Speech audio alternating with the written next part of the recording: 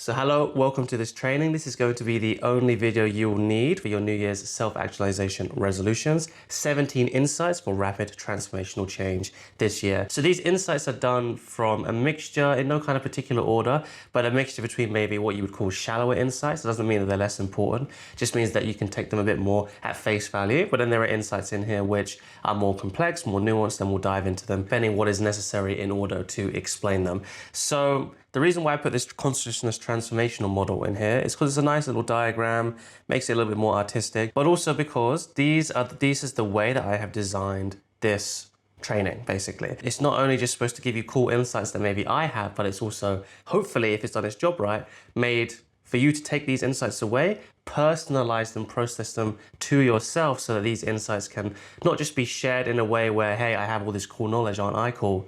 And here it is, and this is me blessing you. No, it's not supposed to be like that. It's supposed to be me giving you some key kind of insights that I've got from my journey, which I'm still exploring. And also I have tailored it a little bit to what I think will be relevant to you watching this, but it's supposed to be personalized. It's supposed to be taken for yourself. It's supposed to be digested for yourself. It makes the insights more bespoke. It makes the insights more deep, and it makes it more transformational for you because it's personalized to you. So please take that into account for all of my videos, not just this one. It's not just me sharing the information, although that's a very important part of learning. It's also about you taking it and doing your homework and making it really work for you.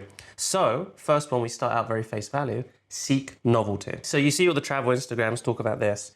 You see all the Instagrams talk about this as well. I've seen a lot of business Instagrams talk about this, but new experiences open up more than just the experience. There is a butterfly effect at play here. So something that made me think of this when I was writing was the fact that I'm traveling with my friend at the moment, who also runs a very successful business. Ironically, we both come from the same mentor, but at the time when I was working for my mentor, I was doing what you would call appointment setting.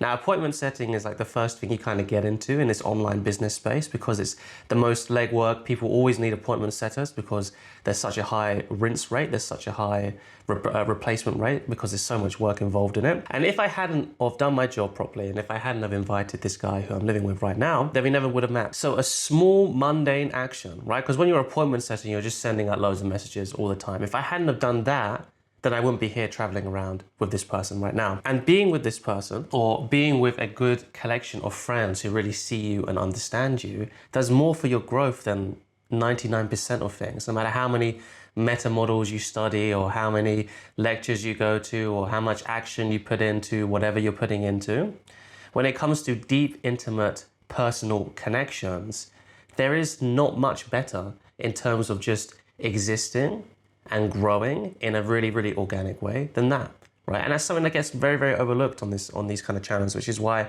I wanted to bring something a bit more basic, something a bit more straightforward to this insight training. Some more thoughts that I had on this is routine perhaps could be overrated. Now, this is not an absolute principle. Now, what I mean by that is we don't want to be like, oh, Aaron maybe said that routines aren't the best thing, so then I'm just not going to have a routine. No, I have my routine as well, don't worry. But to make it the be all and end all, to make you work for the routine rather than the routine work for you, that's when there can be maybe a little bit of friction. As a kind of final wrap up point of this more basic point, what made me really start to think about this, not just with my friend, but as you get older, time does start to pass quicker. It passes quicker because it is subjective, right? If we've lived more years, if we have more years in the bank, then 1 year suddenly doesn't seem as big as it did when we were 5 years old. And something which is slightly disconcerting, as my friend said, you know, this was like months ago, he was like, yeah, apparently actually when you pass the age of 25, or when you get to 25, subjectively, that is halfway through your life, because that's when it starts to get exponential. Now, I don't think the exponentiality of time passing is as linear as that, but the reason why I decided to put novelty in here is, I talked about this a bit in my last video, and there'll be more insights on this too, which is if time is the only thing that we have, and sometimes we can get lost in the achievement of making money or becoming so developed or getting so many insights in terms of maybe a meditation practice, we start to realize that sometimes we can get lost in all these kind of side objectives and realize that there is a life right here, right now, that we can be living, if that makes sense. Now, this is maybe something that is more personal to me. I'm not sure who you are watching this, but I thought I would include it because sometimes we can get so lost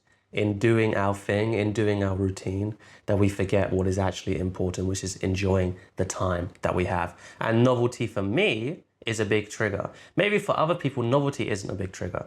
And when I say trigger, I don't mean shallow trigger. I mean trigger in terms of like a good thing. Like, oh, novelty, I really like the novelty of being in a new place or seeing new things or being in a new culture, anything like that. Maybe for you it's something different, but you have to find whatever that novelty is. And I kind of put this as a side note, but in a world culture where specialization and mastery is pursued a lot of the time, and a lot of the time at detriment, so a specialized generalist is what's missing, an integral, holistic approach. Now the term specialized generalist, I don't think he came up with it, but the thing that reminded me of it was actually my mentor, Pierre de Souza, years ago, which is if we're just so focused on being good at one thing, that's amazing. And it can teach us so many good things. And in the long run, being mastery of a few different things does pay off because the path to mastery is very similar in so many different things. But being a specialized generalist in terms of being not just a jack of all trades, but actually being a good jack of all trades, a lot of the time is what's necessary to fill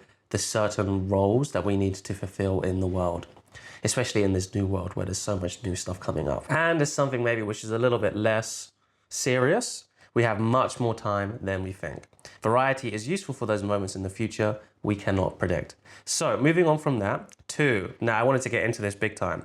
Failure seeking is success faster. Now this is a concept which I got from Alex Hormozi. I think I had an intuitive knowledge of this a bit more, but the way that Alex Hormozi puts it is really, really cool and precise. Even though he's a big business guru, if you guys don't know who he is. And I'm not saying I agree with everything that he says, but when it comes to this kind of stuff, he's so good at delivering a message. And that's the more times I failed in a month. So his way of success, or his litmus test of success, obviously because he wants to become a billionaire, is how much money does he make in that month. If that is you, then that's a great thing that you can just take from him, right? Because you have the same litmus test of success. If you have something different, you can just take the principle of what he defines as success and apply it to your own life. But he says the more failure I had in a month, I knew I was going to make more money. The more times I got said no to, the more times I got rejected, the more times that I had to ring up and go through that process. That's how I knew it was going to be a good month. So what does this mean for us? I think especially in this space, in the more kind of integral, holistic, trying to become more integrated space. Because I mean, even Ken Wilber talks about this. Ken Wilber, for those of you who maybe aren't so initiated, is the person who came up with integral theory, says that the shadow side of this more integral space is becoming more trapped up here. But everyone always seems to say that, and they still seem to get trapped up here, which is totally fine as well. And I think one of the best ways to get out of that is actually going out, putting yourself out there and getting more failure in the real world, and not just being trapped academically up here, or not trapped, but not just, you might even enjoy it, but not just being super academic, learning about the mental models and not actually taking action in the world to go after whatever you want to go into. And I think if we actually seek failure, so we turn goals, it's a little bit of a mental reframe. If we turn the goal from trying to get success than actually just trying to fail more, and that is our success, then that takes the barrier to entry down by about 100 points. Because if you're trying to fail, then it makes it so much easier to take action, because you're not building it into something that it's not. I wanted to say this as a member maybe of the younger generation, whatever is seen as young, but they're afraid to be cringe. I can't remember what it was before. There was something different before. Maybe you can put in the comments what it was, but there was something different than cringe. But now it's cringe. And the reason why I mention the younger generation, if you might not be a member of the younger generation, whatever the younger generation means to you, one thing you cannot deny about the young generation, this generation and all generations past, is they have a very, very big control and big pressure on the cultural landscape of whatever you're in. So whatever the younger generation is doing, they actually punch above their weight, in my opinion, when it comes to dictating the culture. So if that's the culture there, then it bleeds out a bit into culture, into popular pop culture. So maybe this is something that you can look at. Have I taken that identity on a little bit? That I'm actually maybe not even afraid to fail, but I'm afraid to be cringe. I'm afraid to look in a certain way. Cringe is like I'm afraid to be awkward. I'm afraid, to be a little bit out there. We need to identify that because this is what will hold us back. In conclusion, we are not failing enough. If your targets changes from I want to do this perfectly right well to I want to fail at this as many times as I can, your performance will go up. Lessons will be learned quicker, and with the right mentorship, growth will be exponential. That last part is very important. I'm not just saying that because I am selling a mentorship, although probably that is part of the reason. But for me in my own journey, the reason why I've always worked with a mentor is because of that. Because we can have all of the data. Failing is like data collection, right? We're like getting all this different data from everywhere. But if we don't have an accurate means or an accurate system to sort that data, then that data can be misinterpreted by us. So this can be misinterpreted in the way of we collect the wrong lessons, or potentially more harmfully, it can be in terms of we introject shadows which are not true, or we grow parts of ourselves and wall off parts of ourselves, which will later cause shadow issues, or we project onto the world, right? That's when it becomes more harmful. So that's why I included that part of a mentor. So most people will shy away from failure. And as we know, whatever the most people shy away from, if you just lean in that direction for long enough, you will start to see the results because you become rare. You become like a diamond in the rough. Number 3, practice first, theorize second. So this goes hand in hand with 2, as you can probably see. So a lot of people watching this, and myself, like to use their mind a lot to get their internal feelings sorted out first before just doing the thing they say they want to do. So in terms of my own journey, this came in terms of maybe relationships and dating. This came in terms of meditation. I really like learning about meditation. But when it came down to actually sitting for 30 minutes, 45 minutes, an hour and a half, 2 hours, 3 hours, when it's incredibly boring and I'm not being stimulated mentally, that's when it became more difficult. And I think especially people who are interested in this kind of content, I don't have too many subscribers, but the people who like this kind of stuff most likely like the more kind of deep version of self-actualization. It's so fascinating to learn about all of this stuff. And sometimes when we're actually in the practice of doing the thing, it doesn't live up to our expectations. It's not as fun. That's not a sign that the thing we are doing is not working. It just means that that is what practice is. So when I was learning jiu-jitsu, not just learning jiu-jitsu, but I was trying to become professional in jiu-jitsu. So I was training 6 to 8 hours a day, about 5 days a week, and the other 2 days were like my off days. So I would train 1 to 3 hours those days. Maybe every once in a while, I would take a day off. Now, as a side note, that is not the optimal rest-recovery ratio, but I had so many interjects around resting that I just didn't allow myself to rest. But it was so cool to learn about the philosophy of martial arts, which I would do in my spare time, or learn or watch tape or do all this kind of stuff. But in terms of it was time to watch tape and then take notes on it, or then watch tape and then make drills on it, actually do the drills, show up at the gym at 7 a.m., which I was doing for World Championships when it was, I was waking up at 7 a.m. rather. Or showing up to the gym early in the morning when it's super cold and there's no heating. That practice became very boring, mundane, and painful fast. But that's what practice is. It's not as fun as learning. Practice is something which is an acquired taste. And sometimes we mistake that as something bad or something wrong, and it's not. So we prioritize practicing shadow work. We don't prioritize learning it. We prioritize practicing meditation, not the other way around. We actually go out and participate in the world as humans, obviously, with all its flaws and all our flaws, and seeing ego development and the structures and the culture and all of that kind of good stuff, shadows, everything. We don't just learn about developmental theory, integral theory in a vacuum. Now, for people who maybe don't have this blind spot, this probably seems very pedantic, the start of this, but the reason why I include this is because I've seen this, and I see it in my students as well, especially when they first start learning about this stuff. So this is why this stuff is very, very important. Number 4, a bit more basic, travel to understand other cultures. And maybe you will understand yourself, your friends, your family, and the world that you come from more. So we get to see culture in action when we travel. We get to see how impersonal our personality actually is, because so much of our personality is shaped by the culture that we live in. Now, we can learn about this academically, but there's an experiential insight that we can just snap into straight away. And the more strange a culture is to you at first, doesn't mean the culture is strange, but let's say, like me, you grew up in London and you go to Vietnam for the first time, that's a very different culture. And the more different it is, the easier it is to see it at the beginning. Because there are lots of mini cultures in the UK. Even though the UK is super small, there's like so many different cultures. There's like the Midlands, there's Cornwall, there's Wales, there's There's Northern Ireland, there's Scotland, there's north of England, there's East Anglia, there's all these different mini cultures. But because it's all part of a kind of similar British Isles, United Kingdom and Ireland kind of grouping, because it's all so small, although there is differences, obviously, it doesn't hit you, it doesn't have as much power, it doesn't hit you as much, which is why traveling, the more strange the better, is good, because you get to see with experiential insight how impersonal your personality, this Aaron, is, because it was shaped by something which has nothing to do with you. It's just because you were born in a certain patch of dirt. I'm not saying that countries aren't important. I think nation states are very important. When you see the impersonality of your personality, it makes transformational change much, much easier because there's less attachment. Now, for all you disassociators out there, this isn't time to start, okay, so my personality is irrelevant and I just disassociate. It's like so many Western spirituality teachers, unfortunately. No, we see how it still comes from consciousness. That culture doesn't come from the air. It comes from the human consciousness, the human experience. And because it comes from that, it's full of life, it's full of fullness, it's full of vigor. So it's still perfectly full whilst also being empty and impersonal. So just digest that a little bit, I guess. So we can hold that duality as one, as best we can, even if it's just academic, because we never want to be disassociating. We never want to disown something about ourselves. Because our self, our small self with a lowercase s, is still here. It's still present.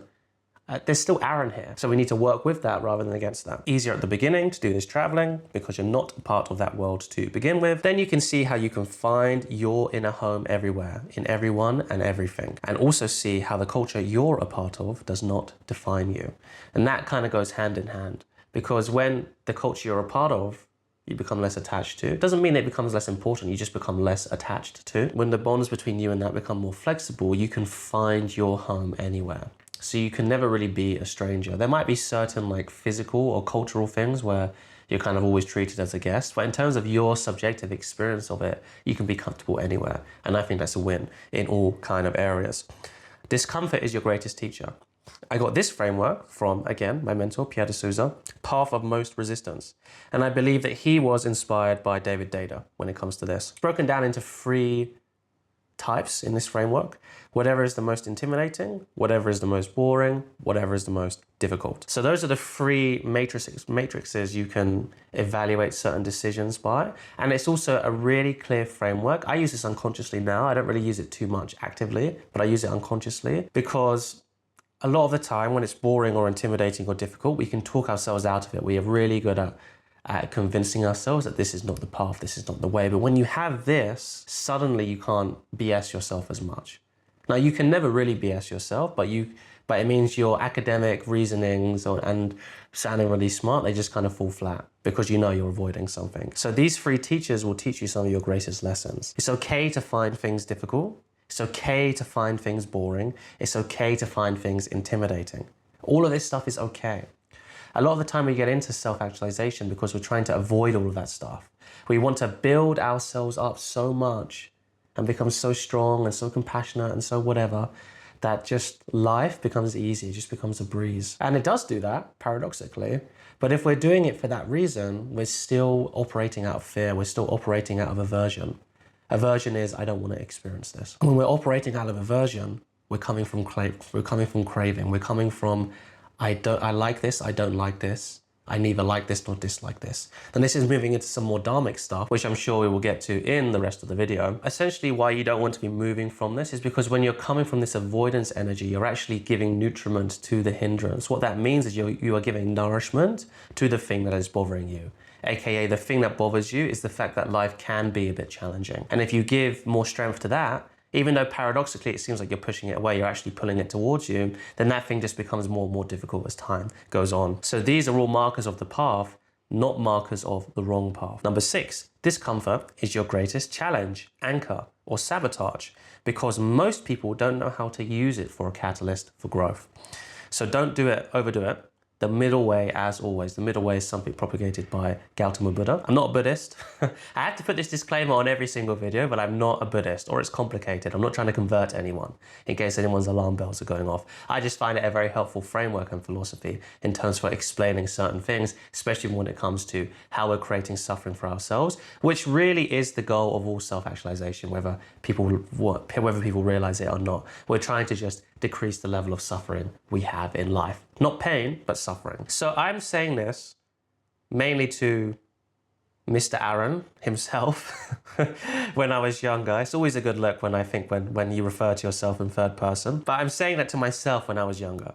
Because for me, there was no middle way. I just heard whatever's the most intimidating, boring, and difficult, and I just did that. By just restricting yourself to that, you're restricting yourself from a lot of opportunities in life because you intentionally make the hard decision all the time. First of all, it becomes your comfort zone. So actually, it becomes the easiest thing to do after a while. And actually, the harder thing to do is to do things, which is like maybe take time off or rest or whatever. It's more mentally challenging. So that's a little paradox you can trap yourself into. But also, like I said, sometimes seeking discomfort can become comfortable. And then our challenge is being in the peace and quiet without any stimulation, without any goal to pursue.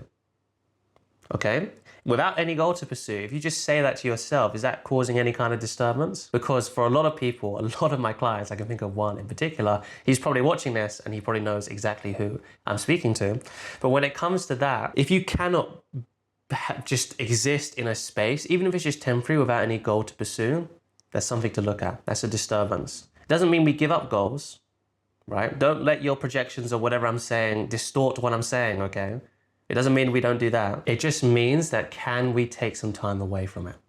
If the answer is no, you are in a prison of your own making. Behind every challenge is a hoard of treasure for us to reclaim. Slay that dragon or make friends with it, depending on what the issue is, right? Whenever we have a dragon, this is from The Hero's Journey from Joseph Campbell, and Kim Barton, my other mentor, who mentored me in shadow work, talks about this a lot, is no matter how weird the discomfort is and no matter how much we can't fathom there might be a benefit of pushing into it, even if the thing is paradoxically easier, like we've just been talking about, there's always treasure to be found there.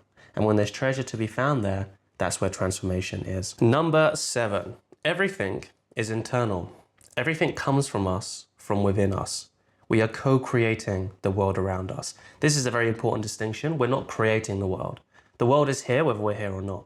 We are in co-creation with it. The world is a canvas and we are painting on that canvas with our projections, with our internal world. That is what I mean. I'm not trying to disown, we're not trying to disown the fact that there is an external, which sometimes happens in these types of videos. So like I said, the world is a canvas. It is our internal that paints and reflects whatever the world is back to us. So we need to start here, we need to start there, we need to start with the internal.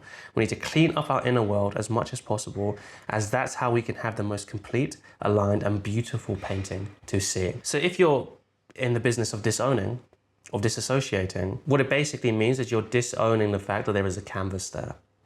No, there is a canvas there, but we get to choose how that canvas looks, what paint we use, what kind of little details and little light details and shadows and all that kind of stuff are.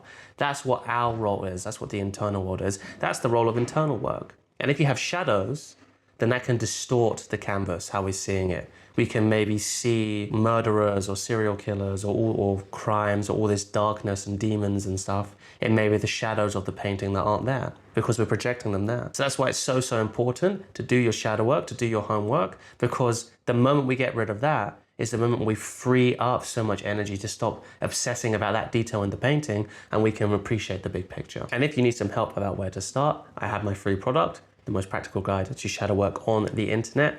In the link below, you just need to sign up your email and it gets sent straight to you. It has 3 hours of content and at the end of it, I have a 4-week game plan to make sure you can go from 0 to actually being able to do real deep shadow work in a healing, in a transformation, in a way that's structured and in a way that's best for you. Number 8, everything is external. The outside reflects back to us what is truly going on from the inside, at least in part. This is so important to include here, obviously. I'm not trying to big myself up, but the reason why I include this is because in the manifestation crowd, which I don't think I'll attract too many of those on this channel, to be honest, everything that happens that is good is manifested. But all of that other time is not seen as manifestation. So why am I bringing this up as an example? Because we need to actually pay attention to what is happening externally to us. Because more likely than not, it's not everything, but more likely than not, as a general trend, if there's something that we're not happy about in the external, it's not just happening by chance, especially when it's been happening for a long time. If it's just like a one-off or it happens every once in a while, it could just be bad luck. You know, even if it could just be bad luck, even if it has been happening for a while. So I'm not trying to paint any kind of perspective on maybe somebody's life experience that's becoming a bit tough. But more often than not, as a general trend, it has something to do with with the kind of internal relationship we have with ourselves. Whether it's around making money, the amount of money, whether it's around achieving something in competition. That was a big one for me in terms of sports. Or being able to feel like you can travel if what you want to do is travel, or go into this career even though your parents told you to do this career, or whatever it is. So many different examples you can use. It's usually telling us something about ourselves. What permissions we're giving ourselves, what we believe, what we don't believe, maybe a falsehood that we're still clinging to. So it's really, really important to have that humility and dignity to yourself, and also courage to be able to look at your outside and be like, I like this and I like this, but this has been happening for a while. Maybe I need to take responsibility on that. Okay, just an idea. So what is the divide you're seeing? What is the illusion you're buying into? Where is the line where the external becomes internal and the internal external? This is something which is a bit more for my meditators. Okay, I get this practice from obviously Buddhist Dharma and my mentor Pierre de Souza. Both are important, both matter. The reason why I included that last sentence there is because maybe we can start to break down the fact that the internal and the external are just practical, but ultimately empty boundaries. And maybe they're the same thing. The more unified we become, the more integrated, the more holistic we become, change actually becomes much, much more powerful, because there's less that separates us, there's less that divides us. So it means when we make one shift, a shift isn't just made in the part of the system, it's made in the entirety of the system. 9, everyone is religious. Everyone is worshipping something. Do you know what you're worshipping? If you don't, I wonder what that is. This is just a kind of question to get you a little bit deeper into your internal. I would say I would describe myself as agnostic. Probably a bit more atheistic than agnostic, but I would still say agnostic. However, I know that there's still a higher purpose. Not to get too woo-woo, or there's higher principles which I value very, very highly, and that for whatever reason I have deified, both to detriment and also to success. It's important we don't mythologize this practice, right? It's a very highly practical exercise that I'm giving you, I hope at least. What I mean by this is it doesn't have to be like a Hollywood movie. It doesn't have to be like a new religion we're creating. We just have to get a little bit more in touch with, is there something that I'm actually unconsciously striving towards for all of this? Maybe it could be even a sense of safety, which would probably be a shadow work issue. All of this stuff gives us so much crucial insight into maybe big areas we want to grow into, or big areas that are holding us back, which again, in my shadow work product, it will be very, very useful to know these things, because it means once we solve them, or once we're able to heal or work through them, we don't just make a small change, which is still relevant, but we make a big impact, big scale change. So for me, to give you an example, what it seems to be right now is having a lot of freedom, and also it being aligned or authentically aligned to me. It's not authenticity necessarily, it's more like being aligned with myself and being able to stay in that boundary of alignment, whatever that is. It's meaningless, but it still comes from consciousness. It's still full of life. It's still full of fullness. So that's just an idea to kind of help you get maybe where you're going to do this exercise by yourself. Number 10, okay, we're getting into some dharmic stuff. The mind and the body are one. So this is Dharma theory, very basic Dharma theory, that you can observe in your meditation, so you don't have to take my word for it. The more we can see ourselves as a unified system, the easier it is to treat whatever problem we are facing. Because it gives us so much more tools, it gives us so much more resources. It means we don't get stuck tunnel visioning into a problem. Although if a shadow is very strong, it will just make us do that, which is why having somebody there with you is very, very important. It's why I still have that. It enables us to, the work that we can do on ourselves, to make it much, much more fruitful and much, much more effortless. Psychophysiological change is needed, practice is needed. Do not disown one as greater than the other. This is the main reason I made this point, actually, because some people, they say it's all somatic, or they say it's all mental, or it's all behavioral, it's all relationship. No, we need all of these things together. We need all of the modalities, the therapeutic modalities together. If you disown one in favor of the other, it just increases blind spots and it makes whatever work you're doing much, much less effective. So whoever you're learning from, make sure that they have some kind of grasp, even just some kind of knowledge that there is more than one healing modality out there. Someone who runs a unified system, make sure in everything, not just in terms of this, but in everything, because they most likely are not going to be leading you off a cliff later. So accept death is just around the corner. Is it really a self-actualization system video if I don't talk about death, if I don't talk about my teacher, Sister Kante Kema? So it's a bit morbid, but as someone who watched his teacher die over the course of 1.5 years, this was forced on me. So she was suffering from stage 4 cancer. I believe it was a type of bone cancer, but don't quote me on that, please. It was over 1.5 years, and there is a real process to dying. A process which she handled phenomenally. I don't think I ever saw her scared or not even downbeat, but not even like a little bit downbeat. I didn't even see her like this. So she's someone who clearly had a big mastery over the practice in terms of not creating suffering for herself. She was definitely in pain. She was definitely in a lot of pain, but there was no suffering. And death anxiety is real and it's okay. Maybe some of you have this, maybe some of you haven't experienced this. I would say, and this is from my own experience, so please, if you want to disagree, you're more than welcome. A lot of our just general anxiety in life comes from this ultimate challenge of realizing that we do have a finite time here. And a lot of the time we try and disown that, we try and push that away. I know I was, I wasn't even doing this consciously. It wasn't like an active thing I was trying to do. It's just something I was never confronted with. But as soon as that does get confronted to you, certain decisions that maybe seem hard for you right now become much, much easier because there's no illusion that there's something around the corner. You never know what could happen to you, really.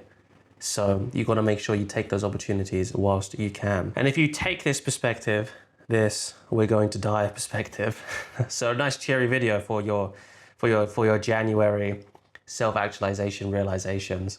Cheers, guys. But it is one of the most powerful perspectives you can take. In fact, in the Majjhima Nikaya, which is the middle-length discourses of the Buddha, in one of the exercises to help a woman attain first path, I believe it is, or it could be full enlightenment. First path is like the first stage of enlightenment in the Theravadan tradition. He made her meditate for 3 years on death, and that enabled her to fall through. So it is also, on a more practical level, saves from all this death anxiety being bottled up until the last moment where we have to confront it, which I don't think will be a good experience for anyone. So it's also a great litmus test to see if you really want to do something. You know, it's a bit dramatic maybe, but it could be something which you could use. You know, I confront the fact that I am going to die. Is this the pathway of life that I really want to go down? Even a second of my time, do I want it to be wasted in this way? That's for you to answer. So I just say this here because the version of Aaron who was writing this really wanted to make sure this point was driven home. Actually contemplate this for real. It's so often that it gets downplayed, that people say this so much that people are like, oh yeah, I know I'm gonna die. But people actually don't take the time to contemplate this. I'm speaking to myself as well, okay? So it's not just like I'm having a go at you. But the earlier that you face this is actually the earlier you gain liberation from it. Okay? You need to let it out piece by piece. So it's not just all bottled up and stored there. So the more you contemplate this, the earlier you contemplate this, the earlier you get liberated. 12, but accept that life is here, now, and present. So much happier, right? So there's no doom and gloom, there's no nihilism. Remember the fact that everything is meaningless is also meaningless. The only reason I put number 11 is just to have that in there. It's important. But we also can appreciate the fact that we are living now and we can't live in fear of the future. Okay, so that's that paradox. Like so many things in this video and also in life in general, there's a paradox there. But it's not a paradox because we can do it, which means that it is possible. So we can enjoy. We can be very philosophical and deep, and that's amazing, but being silly, being with friends, and enjoying the absurdity and mundaneness of life are some of my personal favorite moments. All of this stuff, learning is good. I love mentoring my clients. I love learning more. I love being mentored myself. It's in the mundaneness and it's in the absurdity that all the action really is in life. So don't get too serious. So many integralists fall into this trap of being super serious and top heavy, top down. They forget that life is not something to be understood, but a reality to be experienced. Yes, did I hear that from June, first of all, and then found out that it was from Soren Kierkegaard, the Danish theologian and philosopher. Yes, I did, but it's a good saying, so sue me, I guess. So number 13, intimacy and integrity are all that is needed to be in a fulfilled and deep connection with somebody. Again, I got this from my mentor Pierre a couple of years ago when we were living together in Budapest. It stuck with me and it became more and more relevant as time went on. So we don't need to get obsessed with personality typings or what stage somebody's at or all that kind of stuff, or ego development, spiral dynamics. It's all cool stuff to nerd about, and it will definitely inform our decision. But there's two principles that matter. Does this person in front of me have integrity? Not just integrity, but integrity that is compatible and reciprocal with me. Do they have that? And do they have the type of intimacy, both with themselves? This is how I'm taking it, right? Pierre probably has a different take on this. But do they have that intimacy with themselves that is aligned with my intimacy with myself, and the way that they express that intimacy, so more objective, is that compatible with how I receive it? Now, obviously, we can look at ourselves. Do I have that intimacy and do I have that integrity? Of course, we're not just evaluating the other person. But once you have these two principles nailed down, so much other stuff can happen. Like one of my other mentors, Kim Barter, when we were on a group call together, he was saying that, so in the stages model, they do it through numbers, right? So there's someone at stage 6, I won't go into it, and there's someone at stage, like in the stage 2, and they're in a happily fulfilled relationship and they love each other. And that's all that matters. And it was then that all the stages stuff and all the ego development stuff kind of really got put into perspective. Because all that stuff is really cool, but at the end of the day, it's just a projection. There's something that's much, much deeper that enables connection between two different people, whether that's a friendship or whether that's romantic. 14, bit more fun. Hail Marys work in mysterious ways. Again, another saying that Pierre probably forgot, but something he said to me, which really, really stuck with me. Had to throw this in here. So the context of this statement is, it was in a bit more superficial context. I was being the appointment setter for him. This was in another appointment setter era. And we were trying to close a prospective client, and he was kind of hot, kind of not. So we just threw a Hail Mary in there. It would have worked as well, but he didn't have any money for the mentorship at the time. But it's a throwaway comment that stuck with me for a while. We are not throwing enough Hail Marys. This relates to the failure part of what I was talking about. But we're so concerned with doing whatever's the most efficient or proficient or whatever's the most accurate. Sometimes we just have to take that 1% shot, whatever it is, right? Whether it's in a social situation, romantic situation, you just have to go for it, you know? Because, I mean, look how much I'm smiling. I was so serious talking about that other stuff. Well, not so serious, I was very sincere talking about that other stuff. But as soon as I see this, suddenly I'm so much more alive, I've got so much more life, you know, I'm so much more full of fullness, because it's fun. You know, it's that funness, it's that intensity. Now, as you can tell, this intensity, novelty stuff is a big kind of trigger for me.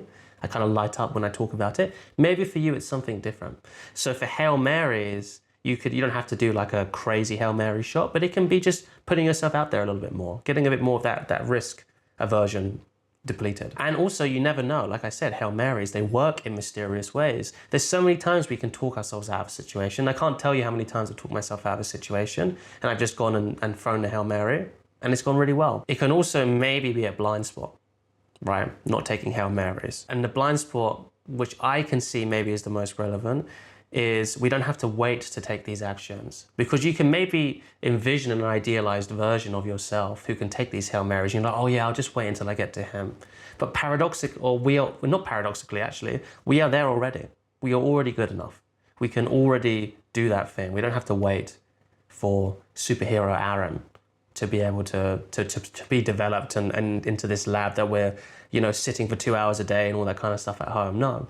We can do it now, right? We never want to be holding ourselves back. Self-actualization should never be a tool of holding ourselves back until we're good enough. No, we do it alongside of doing everything. So Hail Mary, baby. Just take the shot, just do it. Hopefully Nike doesn't sue me. 15, if we can't sit by ourselves with our eyes closed without doing anything, not listening to music, nada. We can't do that and sit still. Obviously, if you don't have a biological issue, without it causing stress for yourself, this is where we start. So obviously in this, I talked a lot about, you know, other insights, but this is where we can get started. This is where we can get practical. So yes, I acknowledge that it is weird to call an insight, which I myself has come up to and is filming a video on. It's weird to call my own insight underrated, but I do think this is underrated.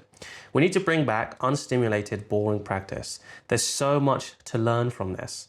It's mainly about how we're creating suffering for ourselves, how we are co-creating the world around us. Because when there's nothing to do but watch our mind, we can't help but come to the conclusion that we are not our mind.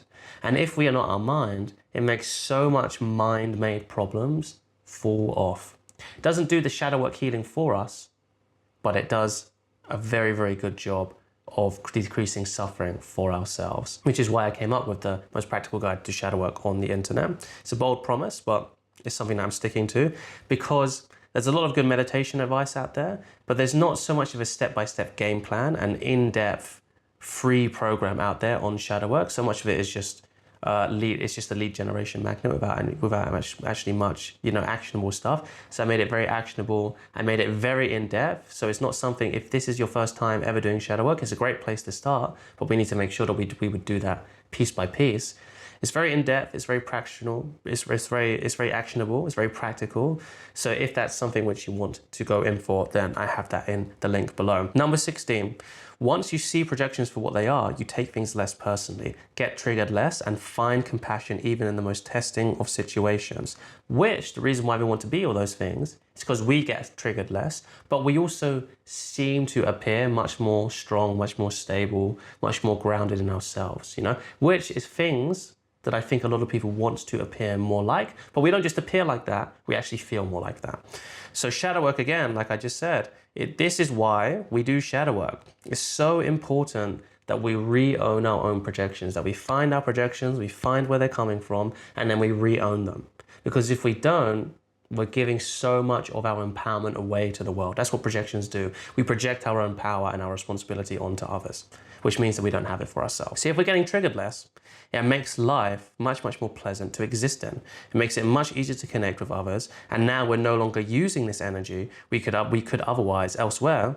We become more efficient and effective of wherever we wanted to go. So before I re-owned my projections around work, I could only do like I thought I could only do a certain amount of work a day before I got brain fog. As soon as I re-owned the projections I had on work, I could do quite a lot of calls a day, as well as so much other work and going to the gym and being super productive. That is the real practical, tangible benefit we can get from doing our shadow work. Obviously, projections is something I go into in much, much more detail in my other 3 videos here, and of course in the program that I just told you about. But projections are basically just when there's something we don't like about ourselves, we place it onto others or other things because we don't like it. So we don't want to own it. Now, 17, congratulations for getting it this far. Compound interest is the most powerful force in the universe. So we're starting off, we're ending a little bit more casual, but it's so important because I do think this is actually one of the most powerful insights on here, however simple it may be and however common it is. Just showing up every day with consistency, good environment, good mentors, good friends is all you need to succeed in whatever you do. And yet this is the hardest for most people to maintain, at least from my experience from working with people. There's always something new. There's always a new novel experience. I know I started off with seek novelty. That's why I put this one in here, because we still need a consistent routine. There's always a shiny new object syndrome. We need to distract us. We don't need to distract ourselves. Most of the time we already know what to do.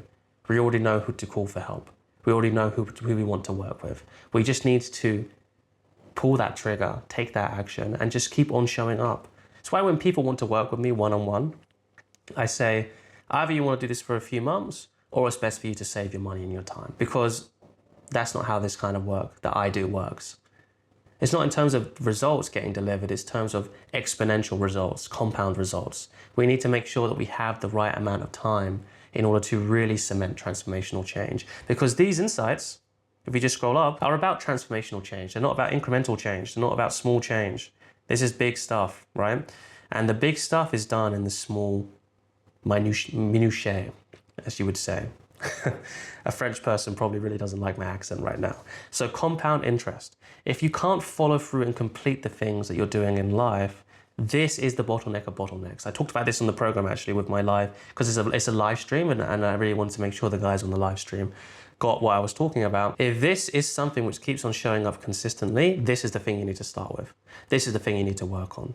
If you can fix this action, completion, follow through, and healing the underlying shadow or construct that most likely is attributing this kind of behavior, this will create the most transformational change you'll ever have in your entire life. If you fix this, your life will forever be changed. That's the video, guys. Thank you so much for following along, and I hope this was helpful.